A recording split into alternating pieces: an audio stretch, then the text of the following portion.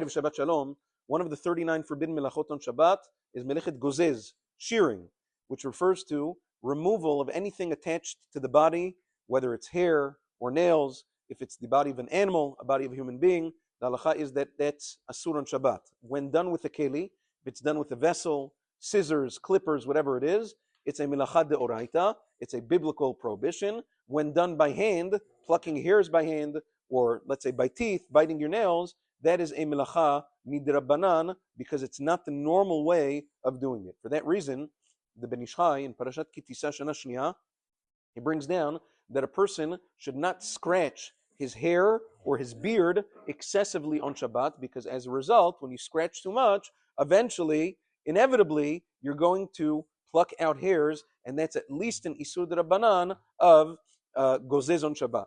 Now, Maran Zechon V'cha adds that if, let's say, the same thing for women who have long hair, they have to make sure to keep their hands out of their hair as much as possible on Shabbat in order to make sure that they're not plucking out hairs.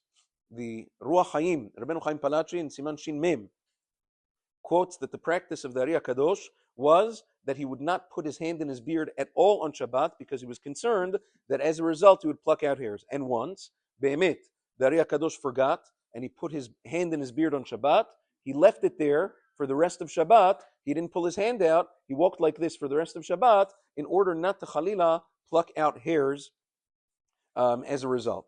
Rav Steinman Alav Shalom had a similar practice that even on weekdays he trained himself never to touch his beard so that he wouldn't come to touch his beard on Shabbat in order not to pluck out hairs. Again, those are all midat chasidut, obviously. These are pious and lofty levels, but it just shows you how careful a person has to be.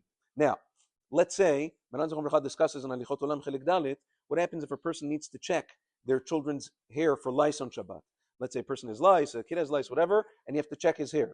The halacha is that you're allowed to do that on Shabbat, even though you are touching the hair excessively, and even though inevitably it may lead to plucking out hairs. The reason for that is because plucking out hairs by hand, we said at most is only midrabbanan.